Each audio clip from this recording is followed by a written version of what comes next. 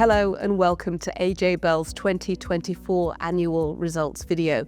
We're shortly going to hear from Michael Summersgill and Peter Birch, CEO and CFO of AJ Bell. But first, let's go through some of the key numbers from the year. Starting with customers, and AJ Bell's total platform customers increased by 66,000 in the year to close at 542,000, an increase of 14%. Platform assets under administration closed at £86.5 billion, up 22% in the year. Net inflows were up 45% versus the prior year to £6.1 billion, with £2.2 billion attributable to the Advise platform and £3.9 billion being D2C. Moving on to the key numbers from today's full year results. Revenue was up 23% to £269.4 million, driven by strong ad valorem and transactional revenues. Ad valorem revenue was up 25% to £202 million due to growth in custody fees driven by higher average AUA and an increase in net interest income generated on cash balances held on the platform. Transactional fees were up 34% to £35.3 million. Dealing activity was higher in the year due to improved retail investor sentiment following a recovery in global equity markets. FX revenue was also strong due to increased levels of dealing in overseas shares, particularly the United States. Total costs increased by 23% to £162.2 million, whilst net finance income totalled £6 million. Taken together, this resulted in a 29% increase in profit before tax to £113.3 million and an improved PBT margin of 42%. And finally, the company has announced a record level of shareholder returns in the form of an increased ordinary dividend and a new share buyback programme.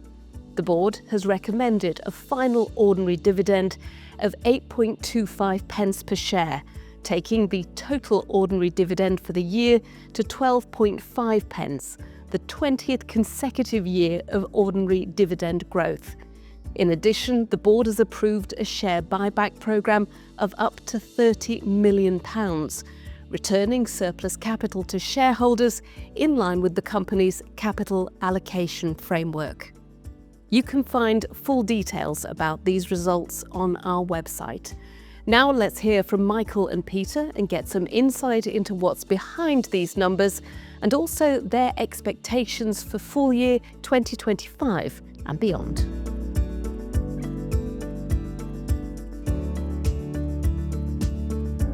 I think 24 has been a really strong year for us. When I reflect on the year, I always look at it through the lens of all of our key stakeholder groups, so our customers, our people and our shareholders. And I think we've delivered to each and every one of those groups. So for customers, we've had the same service standards as we always try to deliver. We've delivered new products and new features to market, and we've reduced prices that customers pay as well. For our staff, the continued growth of the business has meant great opportunities for them. So we've seen hundreds of internal promotions over the course of the year, and we've got the same high level of staff engagement as we've had for a number of years now.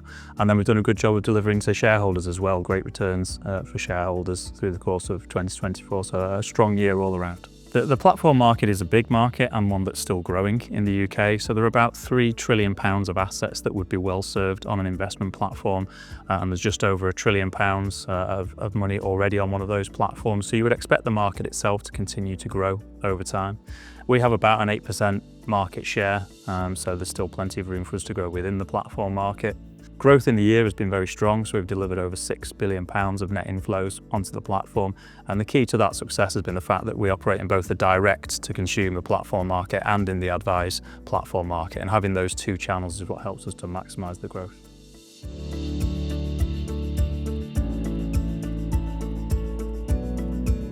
So another year of record financial performance. Revenue and profit before tax both up significantly year on year. From a revenue perspective, the increase was driven by three factors. Assets under administration were up year on year, which drove high levels of custody revenue. Average interest rates were also higher through the period, which resulted in an increase in net interest margin. And dealing activity was also at a more normalised level this year, which meant that year-on-year transaction revenue increased.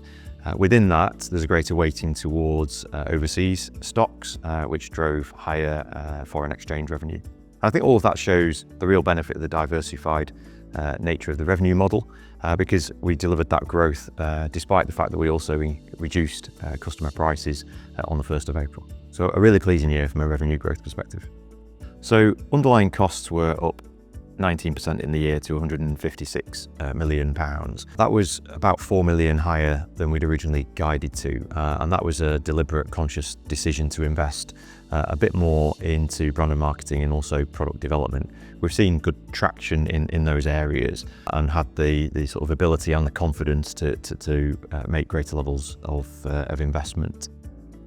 Our philosophy is that as we generate increased levels of profitability, we will reinvest that into the business, into areas such as pricing, which we've already talked about, and then also product development and brand and marketing. The profitability of the business was higher than we'd expected it was going to be when we issued our cost guidance at the start of the year, hence the deliberate decision to invest a bit more in those key areas. So we announced a new capital allocation framework alongside our half-year results.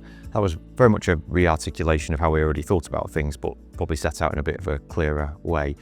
Clearly, we need to comply with our regulatory capital requirements. We then think about organic investment within the business. We committed to a progressive dividend policy, moving away from a fixed 65% payout that we'd used in previous years, which then potentially gives us a bit more surplus capital to think about how do we deploy that. We'll consider M&A opportunities, but we're principally organic strategy. If there are no M&A opportunities arising, we then think about how we distribute any remaining surplus capital, and we'll consider things like special dividend and share buyback programs, and we'll do that on an annual basis. How we're choosing to implement our capital allocation framework this year is that we're announcing an ordinary dividend which is up on the previous year by 16%, and that is the 20th consecutive year of ordinary dividend growth, which is a great message to be able to give to shareholders. That still leaves us with significant surplus capital within the business, and so we're also, alongside these results, announcing a share buyback programme of up to £30 million. Taken together, that is a record distribution to shareholders, which is a really pleasing thing for us to be able to say at this point in time.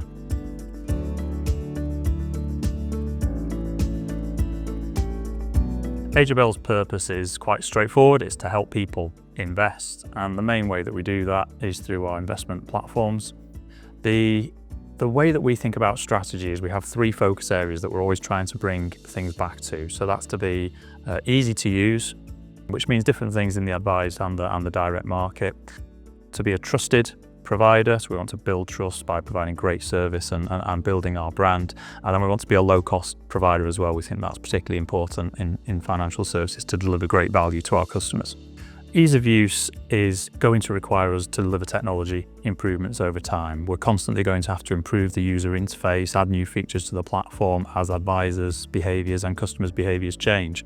So the key capability we need to have is to deliver technology change more quickly, and that's something that we've been investing in over recent years. So we've been making sure that we've got robust automated pipelines so that we've got a quick release process, and we've seen that. We've been bringing more engineers into the business, and we're delivering more change more quickly than we ever have, and we've seen that building over a number of years now. The kinds of things that we've been delivering to market range from new products in the direct market. So we've launched a ready-made pension to make it easier for customers to consolidate their pensions in a single pension wrapper.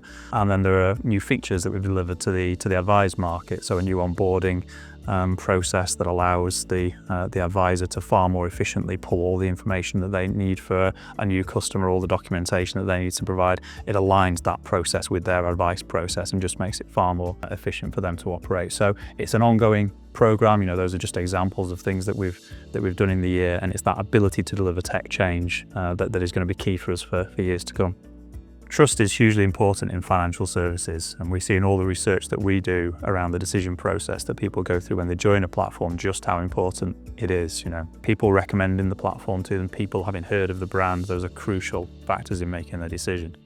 So we've been trying to build that brand awareness for a few years now. The TV campaign, the radio campaign that we've been running through that period have been a key part of the success.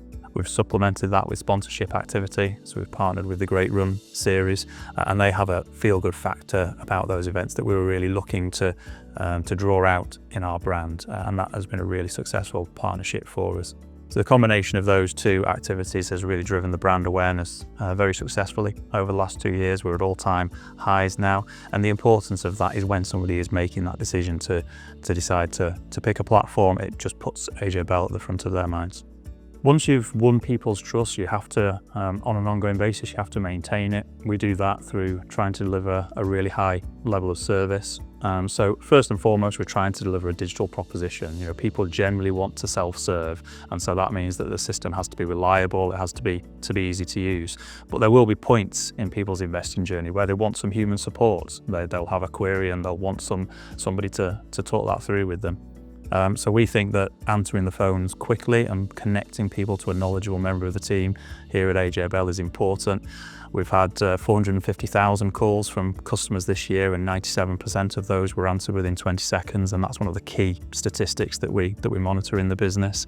And you see the impact that has on customers coming through things like the Trustpilot scores. We've maintained a 4.8 star rating all the way through the year, and when you see the feedback that people provide, so often it's the quality of support that they got and the speed with which the information was provided that are key. So that combination is really important to maintaining trust on an ongoing basis. So as Michael mentioned previously, pricing is a key consideration for customers when selecting a platform. So we always want to remain competitive on pricing. As the business has scaled, we've been able to do that, and in the year we announced changes to our customer charges and customer interest rates. The annualised financial impact of those was over £20 million, so a significant reinvestment into the business in the year.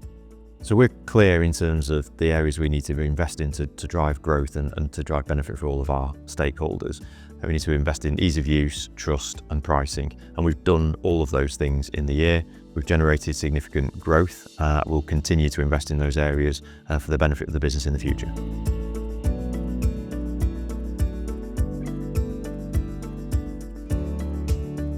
So we had the first budget from this new Labour government back in October, and it was certainly a tax-raising budget.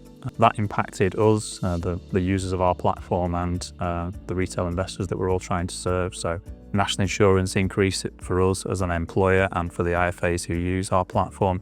The IFAs using the platform, they suffered CGT reliefs on the ultimate disposal of their business. Those reliefs were eroded, and retail investors saw CGT rates increased, and also now IHT being applied to unused pensions on death. And it was that last topic of IHT on pensions that was the one that really concerned me. A lot of the other measures were largely expected, but the IHT proposal is poorly thought through and actually unworkable for the industry.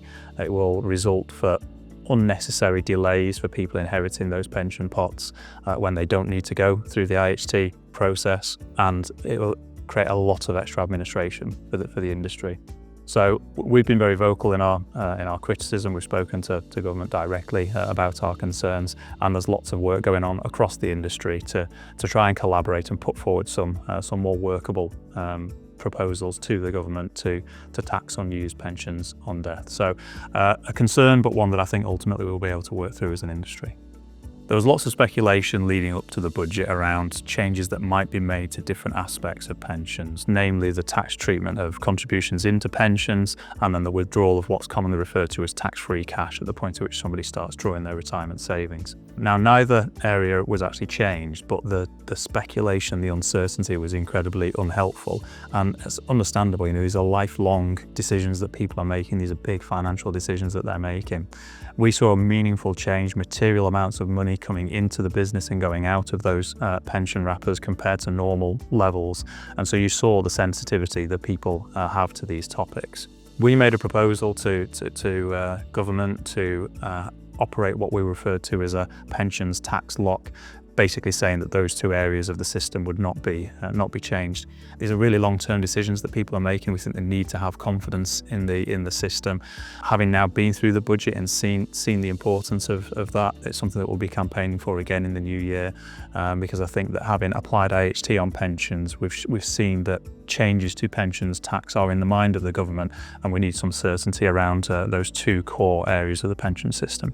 We've been campaigning for ISA simplification for a couple of years now. Our objective is to get more people investing, and that's good for society, it's good for the individuals. Too many people in the UK hold cash over the long term, and if they make that move into investing, they'll get far greater returns.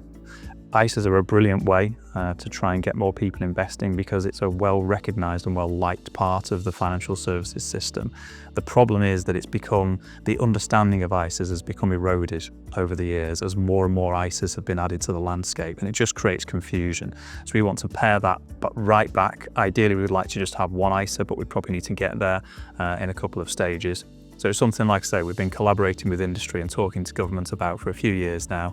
Labour made a commitment to ISA simplification ahead of the election, and my understanding is it's something that we can expect to see some progress on in 2025.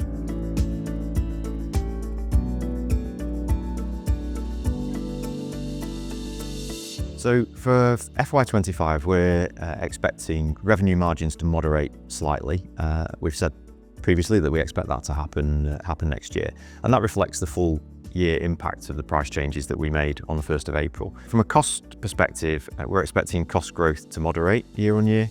That's again something that we've indicated previously will happen. Costs are, however, expected to increase a bit more than we'd originally guided to, and there are two main reasons for that. The first one being the impact of the national insurance changes that were announced in the budget. That impacts us by about £2 million. And the second thing is that we're choosing to invest a bit more in product development and brand and marketing than we'd originally indicated. And that's a deliberate decision that reflects the fact that actually profitability is higher than we'd expected it was going to be when we issued the guidance this time last year.